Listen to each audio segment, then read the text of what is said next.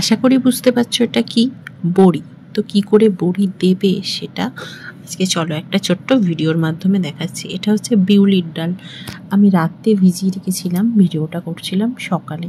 সারা রাত বিউলির ডালটা যত বেশি ভিজবে, মানে 7 থেকে 8 ঘন্টা ভেজাতে পারলেই ভালোই। দেখো ডালটা কাছ থেকে দেখাচ্ছি কতটা ফেটে ফেটে গেছে, ঠিক এই রকম অবস্থা হবে। তো ডালটা বুঝবে ডালটা রেডি হয়ে গেছে।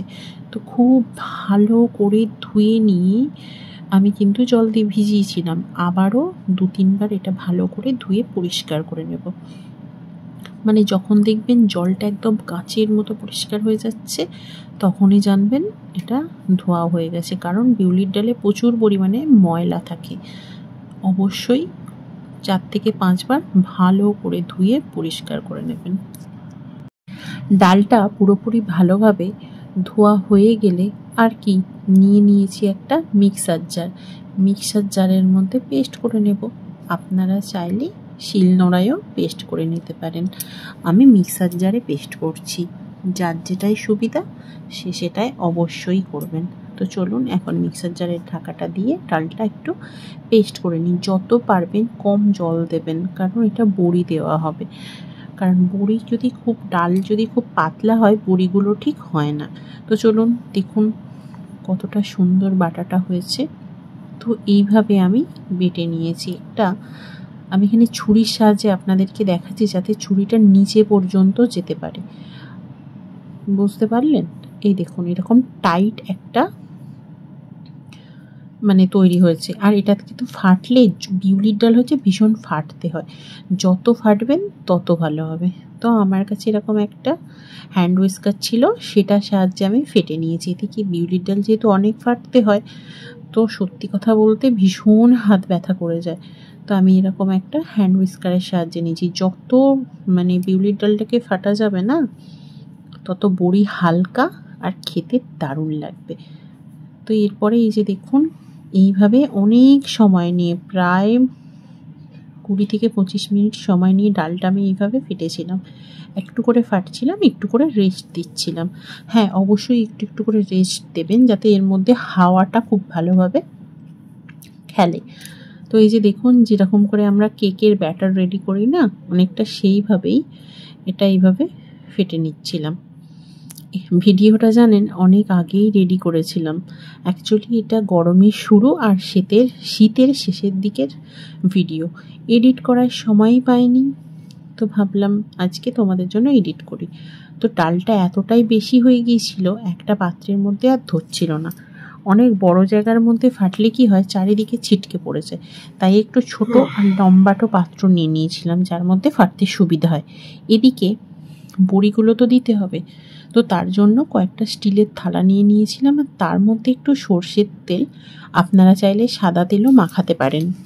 যে কোনো তেল নিয়ে ভালো করে স্টিলের থালার মধ্যে লাগিয়ে নেবেন। কেন জানেন? এটা একটু আগেই করে রাখবেন, মানে এই থালাটা রেডি করা হচ্ছে, মানে যেমন আমরা কেক টিন বা এগুলো আগে রেডি করি না, এখানেও বড়ি দেওয়ার জন্য এইভাবে থালাটা রেডি করতে হয়। তো এখন এই যে তেল মাখিয়ে এটা রোদ্দুরে কিছুক্ষণ ফেলে রাখবো। যত রোদ্দুরে এটা ফেলে রাখবো থালাটা গরম হবে, তত বড়িগুলো তাড়াতাড়ি থালা থেকে ছেড়ে যাবে। তো এইটা মিনিমাম 5 থেকে 6 মিনিট করলেই হবে, আর ম্যাক্সিমাম আপনার 15-20 মিনিট করতে পারেন। তো বুঝলেন? চলুন এটার পর আবার চলে এসেছি কিচেনে। তো আরেকটু ফেটিয়ে নেব। তার আগে বলে দিই ডালটা আমি আগেই দেখিয়েছি 2 জায়গায় ভাগ করে নিয়েছি। তারও একটা কারণ আছে, কারণ আজকে আমি 2 রকমভাবে বড়ি দেবো। চলুন এর মধ্যে এবার কিছু মশলা মেশানো যাক। এটা প্রথমেই দিয়ে দিলাম 1 চামচের মতো কাঁচা লঙ্কা পেস্ট। আপনারা চাইলে গুঁড়ো লঙ্কা দিতে পারেন। আমি দেখুন 2টো পাত্রে ডালটা নিয়েছি, 2টো পাত্রেই একই জিনিস মেশাচ্ছি, কিন্তু একটায় বেশি একটায় কম। তবে এখানে যে লাল রঙের যে পাত্রটা আছে সেটাই কিন্তু ডালের পরিমাণ আমার কম আছে, কিন্তু মশলাটা দিচ্ছি আমি বেশি। লঙ্কা আর অল্প একটু আদা বাটা দিয়ে দিলাম। আর লাল পাত্রটায় লঙ্কার পরিমাণ প্রায় 1.5 চামচ আর আদাটা দিয়েছি 1 চামচ। কারণ এটা আমি একটু মশলাদার তৈরি করতে চাই, এই বড়িগুলো একটু ঝাল ঝাল খেতে ভালো লাগবে বলে। এরপর এখানে বেশ কিছুটা, মানে ওই 100 গ্রামের মতো পোস্ত আমি দিয়ে দিলাম।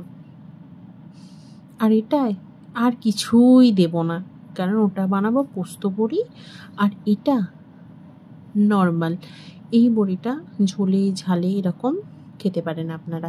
তো চলুন, এরপর আর কিছুই নয়। হ্যাঁ ভুলেই যাচ্ছিলাম, একটু হিং দিতে হবে টেস্টটা আরেকটু বাড়ানোর জন্য। আমি এখানে এভারেস্টের হিংটা নিয়েছিলাম, আপনারা চাইলে আপনাদের পছন্দ মতো হিং ব্যবহার করতে পারেন। আর কিছু নয়। এরপর খুব ভালো করে আবার একবার ওই হ্যান্ড উইস্কারটার সাহায্যে মিশিয়ে নেব।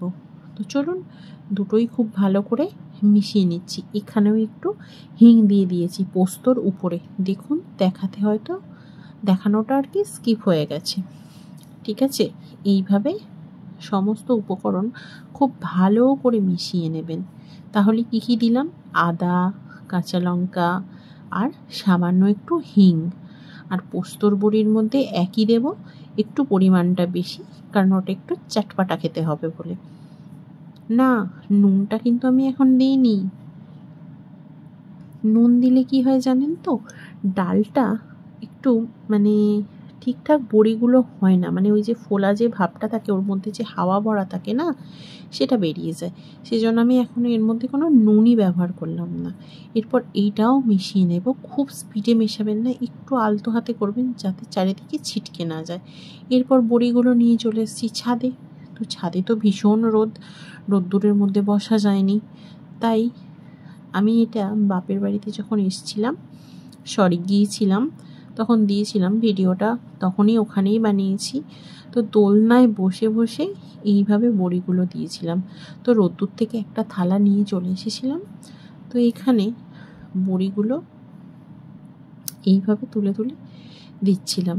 আপনারা আশা করি প্রথম একটু অসুবিধা হলেও ঠিকঠাক তারপর দিয়ে দিতে পারবেন। তবে হ্যাঁ, তার আগে একটা জিনিস আপনাদেরকে দেখিয়ে দিই চলুন। ডালটা কতটা জালিদার হয়েছে। যতটা জালিদার হবে, ভিতরে হাওয়া ঢুকবে, ফাঁপা হবে, তত বড়ি মুচমুচে আর খেতে ভালো লাগবে। যত বেশি ফাঁটা হবে ততই এটা ফাঁপা হবে। আশা করি বোঝাতে পেরেছি। তো আপনাদেরকে ভাবলাম একটা ছোট্ট কি বলা যায়, ছোট্ট দেখিয়ে দিই, একটু ছোট্ট প্রমাণ দেখিয়ে দিই আপনাদেরকে। ঠিক আছে, এর জন্য নিয়ে নিচ্ছি একটা গ্লাসে জল।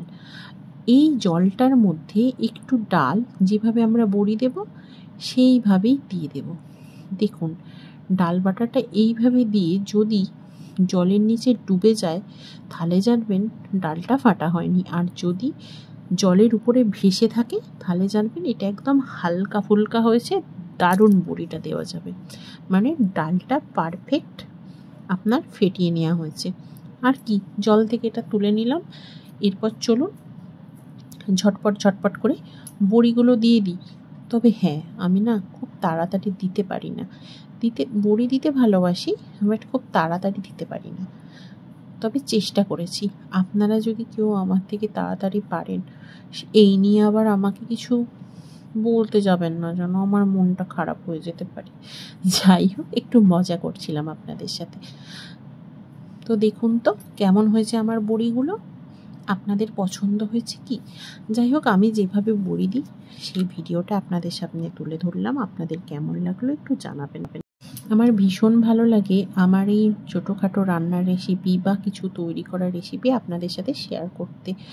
আর শুধু শেয়ার করতে ভালো লাগে বলুন, আপনাদের থেকে তো ওই একটুখানিই চাহিদা, একটু মিষ্টি মিষ্টি কমেন্ট, তো সেটা করে দিন না, আমার মনটা ভীষণ খুশি হয়ে যাবে। তো বড়িটা দেওয়ার পর আবার ছাদে চলে এসেছি এটা রোদ্দুরে দিয়ে দেখুন আরও একটা থালা নিয়ে চলে যাচ্ছি, আবারও ওই ছাওয়ায় বসে দেবো বলে। আর এইগুলো ওই পোস্তর বড়ি। আর ধৈর্য ধরে সবটা দেখালাম না, তাহলে ভিডিওটা অনেক বড় হয়ে যেত। আর এদিকে দেখুন, কিছুদিন পরে দেখাচ্ছি, বড়িটা যখন রান্না করছিলাম ভাবলাম চলুন আপনাদের সাথে শেয়ার করি। বড়িগুলো শুকিয়ে এরকম হয়ে গেছে। হ্যাঁ, আজকে বড়িগুলো আমি তরকারিতে দেব, তাই ভাবলাম আপনাদের সাথে একটু শেয়ার করি। তো টাটা, আবার দেখা হচ্ছে নতুন কোনো ভিডিওতে। ততক্ষণ আপনারা ভালো থাকবেন, সুস্থ থাকবেন, আর আশা করি আমার নতুন কোনো ভিডিওর অপেক্ষায় থাকবেন।